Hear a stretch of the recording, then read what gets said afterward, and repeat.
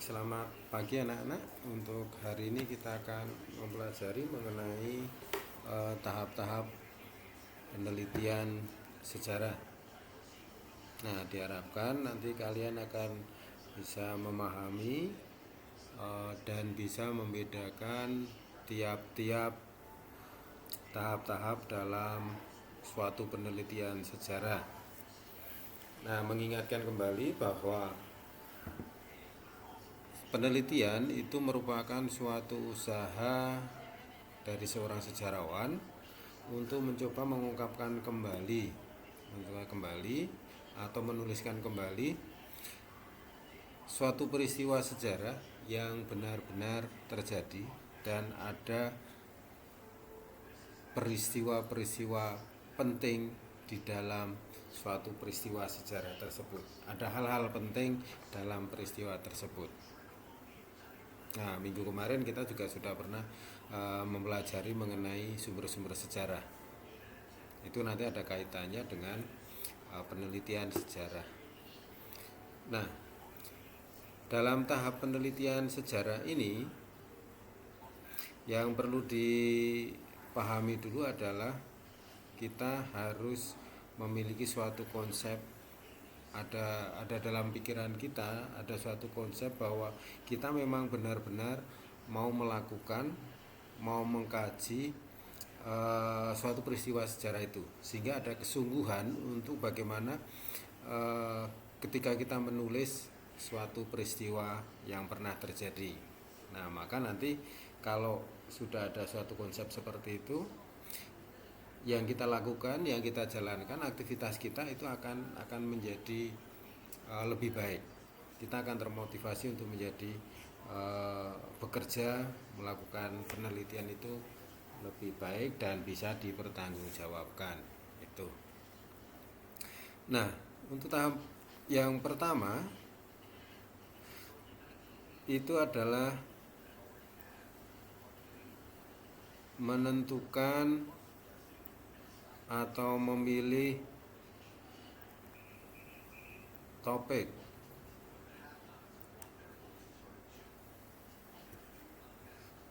Ini jadi menentukan atau memilih topik. Nah, topik atau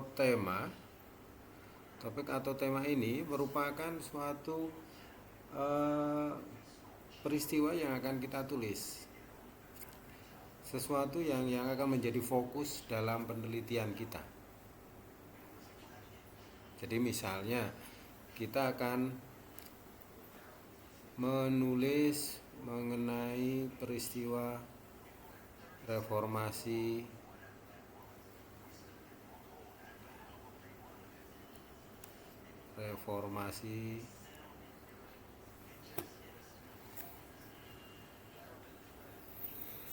di Indonesia.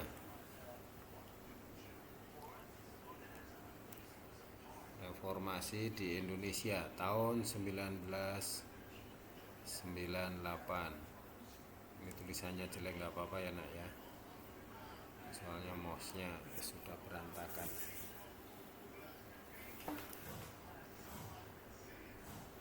Reformasi 1998. Nah, artinya apa? Artinya nanti kita akan terfokus, kita akan lebih melihat mengenai peristiwa-peristiwa yang terjadi di sekitar tahun 1998. Nah, rangkaiannya mungkin bisa dari tahun 90-an itu sudah terjadi apa, itu sebagai latar belakangan. 90, 95, nah 97, nah itu sebagai latar belakang. Nah, kemudian peristiwa utamanya yang akan kita tulis itu adalah reformasi 98.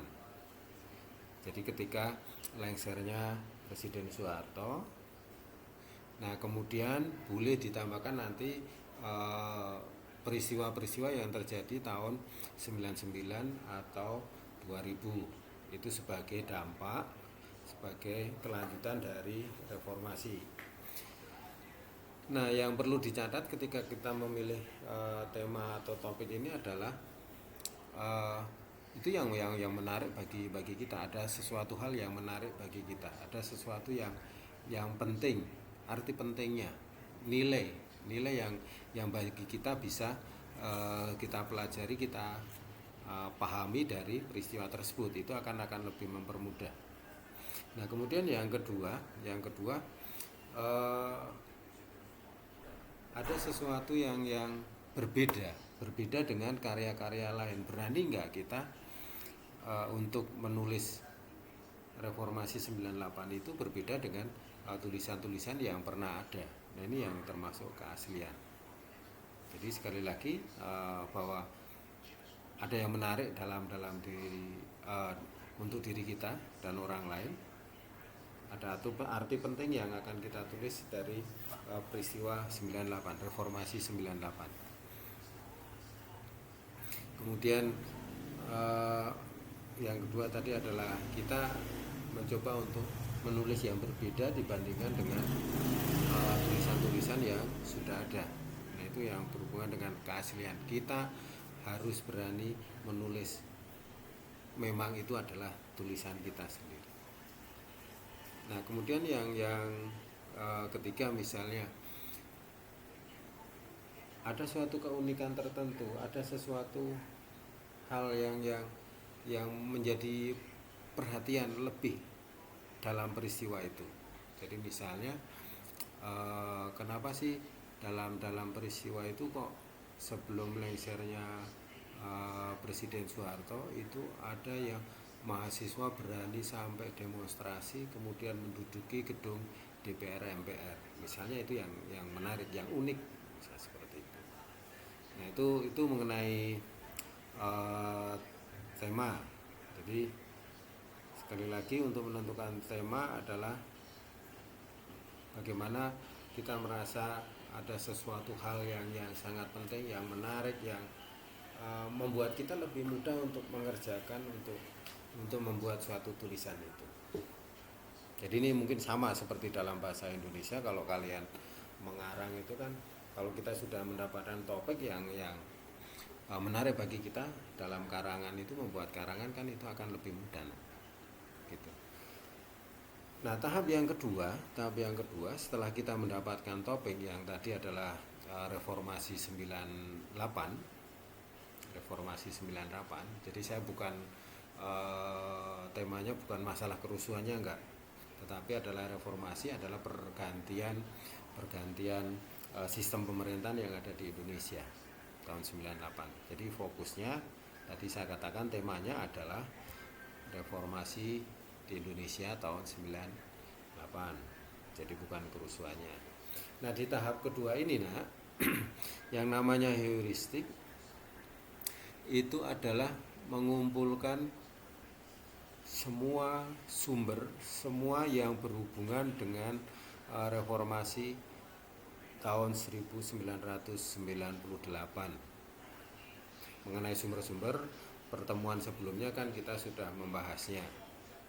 Ada sumber benda, ada sumber lisan, ada sumber tertulis. Itu sudah dibahas. Nah, yang menjadi catatan penting ketika kita mengumpulkan data, mengumpulkan sumber-sumber sejarah yang akan kita kaji, itu adalah keterkaitan dengan peristiwa tersebut. Jadi misalnya seperti tadi sudah saya singgung, ketika kita membahas atau mengkaji mengenai Reformasi 98, ya setidaknya beberapa peristiwa atau beberapa sumber dari tahun 90-an itu bisa kita ambil. Mungkin itu akan menjadi sebuah rangkaian, menjadi latar belakang, tadi sudah saya singgung. Segala yang berhubungan dengan misalnya pemerintahan, kondisi ekonomi di Indonesia, kondisi sosial di Indonesia. Nah, itu mulai kita kumpulkan. Nah, jadi kita mencoba untuk mencari semua data-data, semua sumber dari segala sumber, data-data yang ada. Nah, bisa kita dapatkan sumber itu atau data itu kita dapatkan dari misalnya arsip nasional atau gedung-gedung arsip kita di Jakarta sudah ada gedung arsip nasional. Nah dari situ pasti ada beberapa dokumen-dokumen penting, beberapa dokumen catatan-catatan yang berhubungan dengan peristiwa 98 atau reformasi 98. Kalau menyebut peristiwa 98 itu identiknya dengan kerusuhannya, tetapi saya lebih cenderung ke reformasinya, sistem pemerintahan. Begitu. Jadi bisa kita ke arsip nasional misalnya dari situ. Nah dari situ kan ada beberapa catatan, ada dokumen-dokumen penting. Nah kemudian kita bisa entah meminjamnya, entah membacanya di situ. Nah kemudian kita buat catatan-catatan. Nah selain ke arsip-arsip nasional, kita juga bisa mengunjungi tempat-tempat yang waktu itu menjadi suatu peristiwa-peristiwa yang berkaitan dengan reformasi di Indonesia tahun 98. Misalnya kita ke kampus Trisakti, karena memang gerakan mahasiswa waktu itu banyak yang terjadi di Trisakti. Mungkin kita ke Universitas Indonesia, ke Tarumanegara. Nah di sana mungkin masih ada data-data atau sumber-sumber yang bisa kita gunakan untuk menulis reformasi 98. Atau kita datang ke gedung DPR MPR. Nah kita di situ kita bisa melihat kembali apa yang ada di sana. Nah kemudian kita buat catatan-catatan kecil misalnya seperti itu. Jadi kita istilahnya selain tadi masalah arsip, perhatikan ke pusat arsip, ke gedung arsip.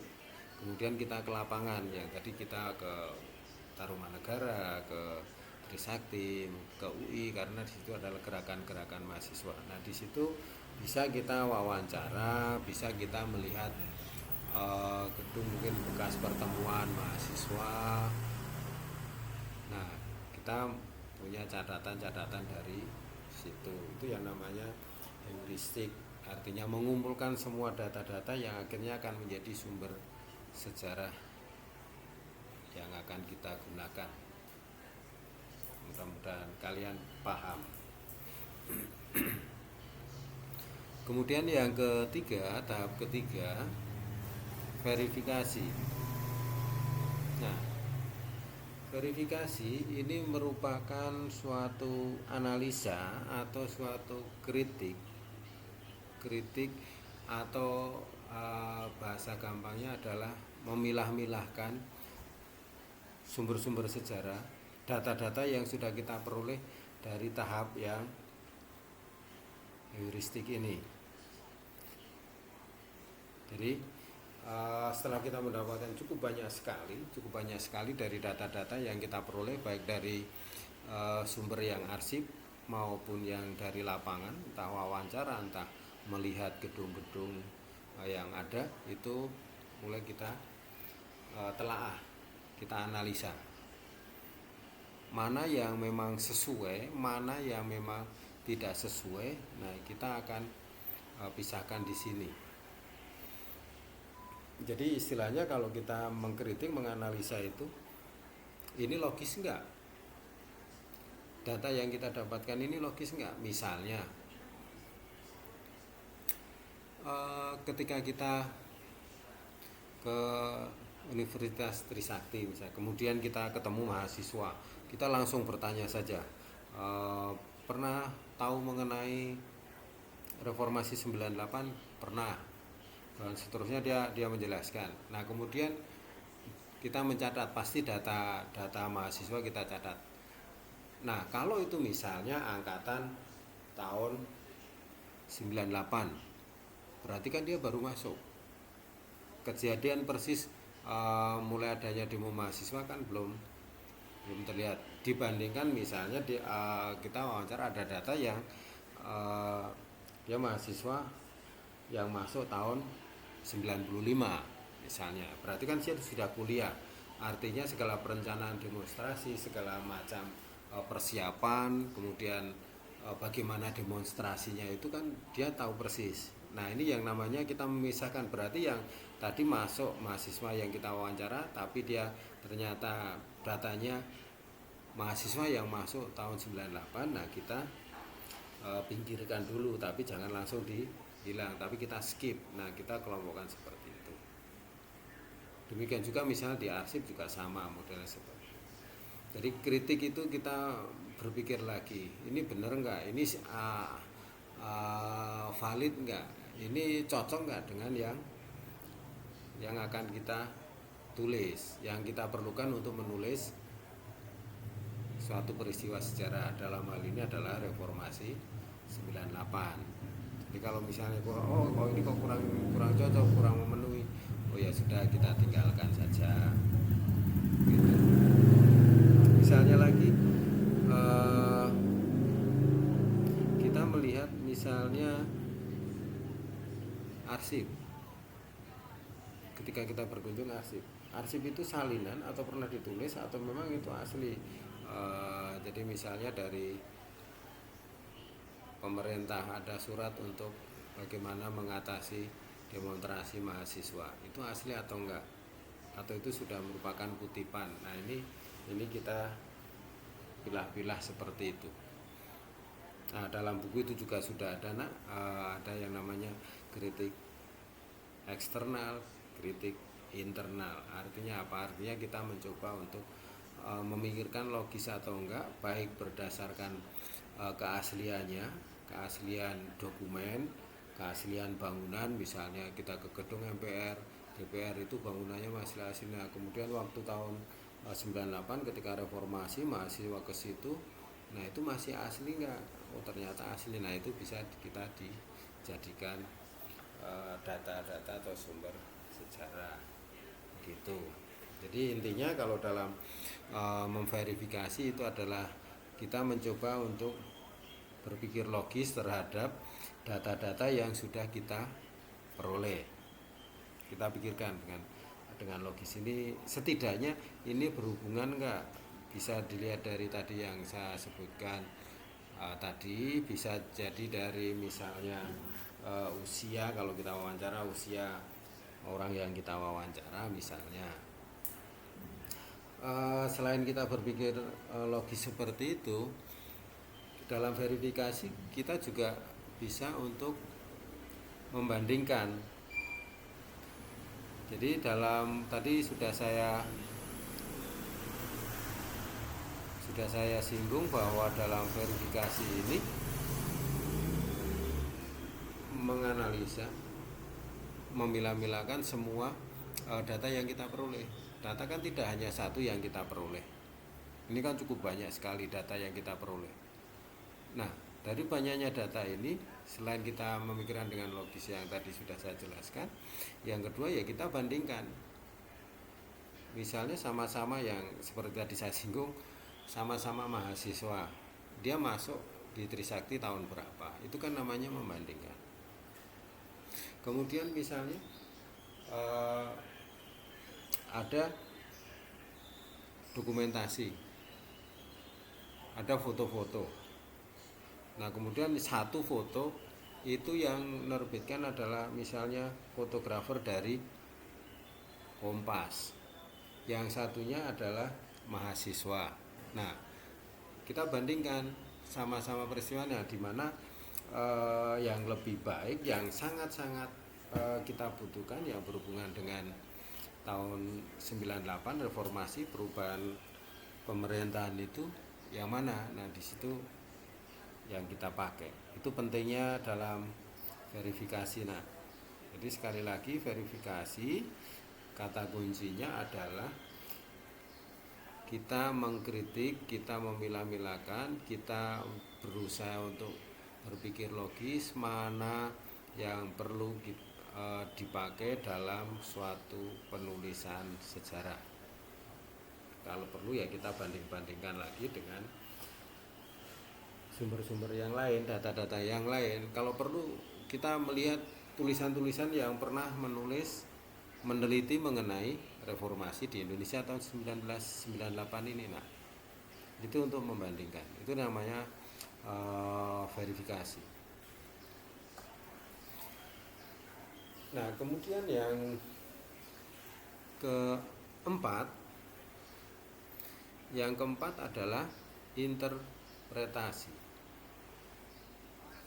Nah, disinilah kemampuan seorang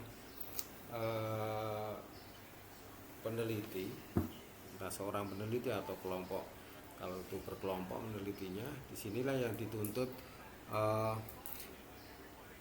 kemampuan berpikir yang sistematis, kemampuan berpikir yang logis. Di sini sangat-sangat dibutuhkan.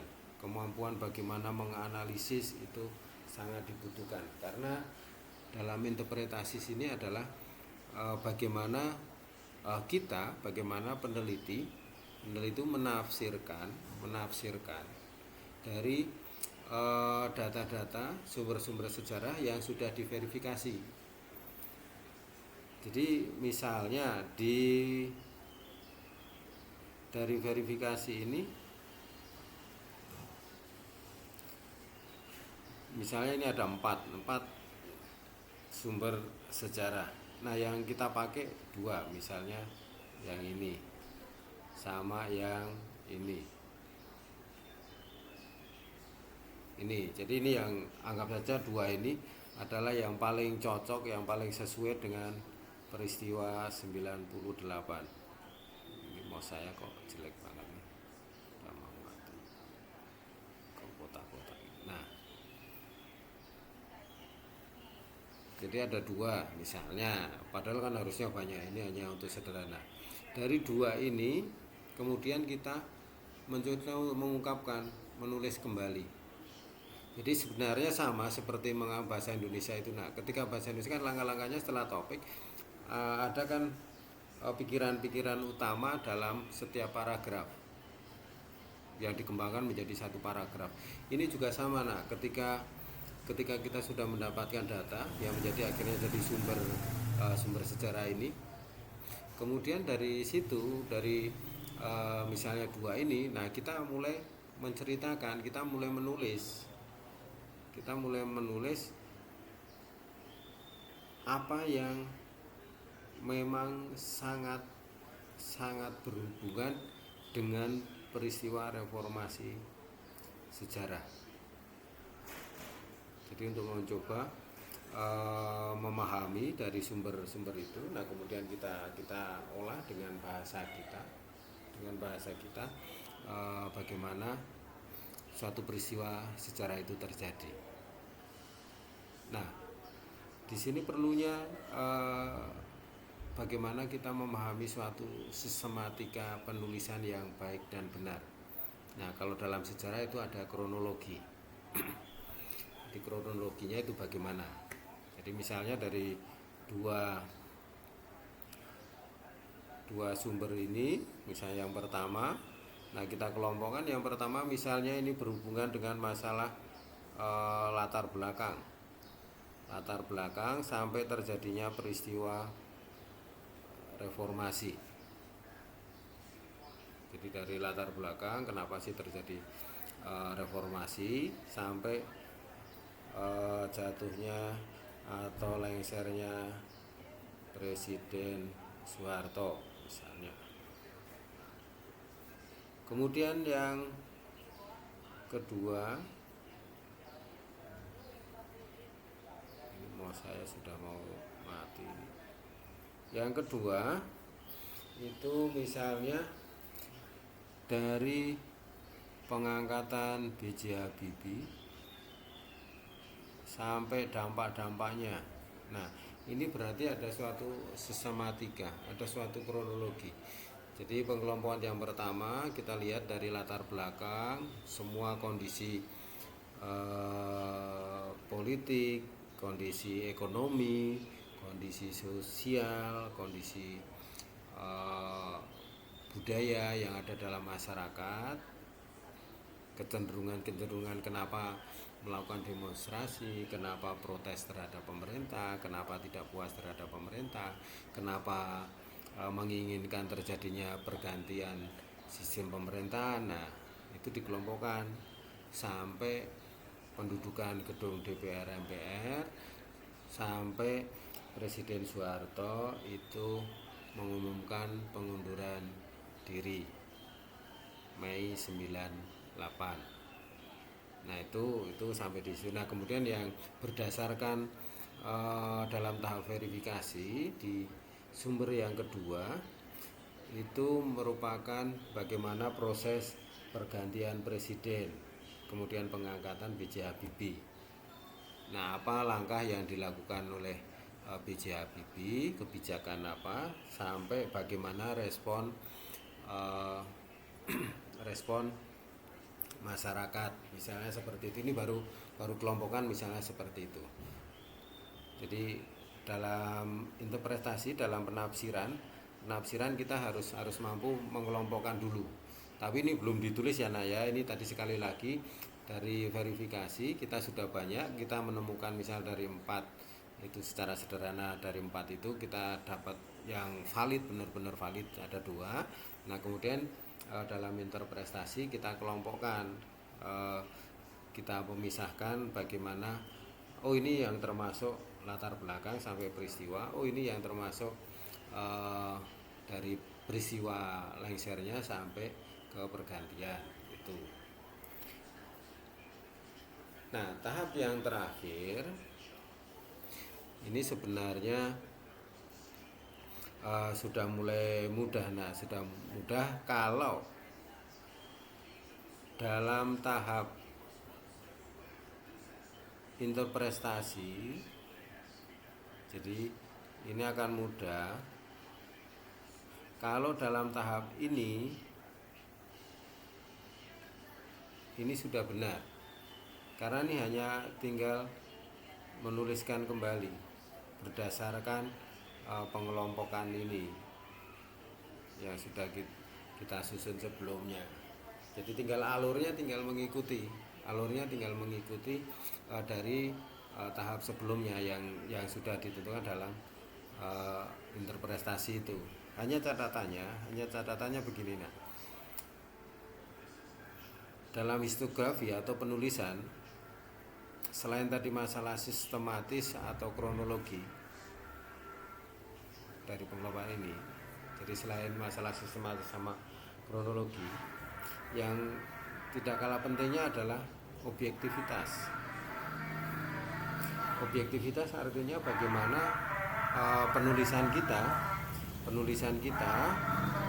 atau yang kita ungkapkan kembali itu adalah memang setidaknya mendekati apa yang benar-benar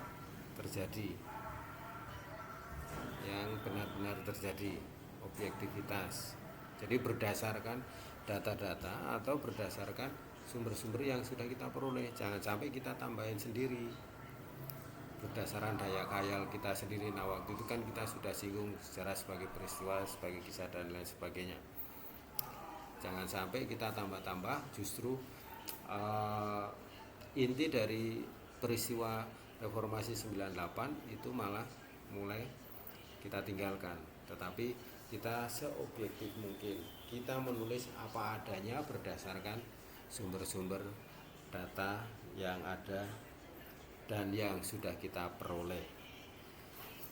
Itu mengenai tahap-tahap penelitian. Semoga kalian jelas dengan contoh-contoh seperti itu. Nah, kalian juga bisa mempelajari dari buku paket. Mudah-mudahan kalian masih ada semua buku paketnya.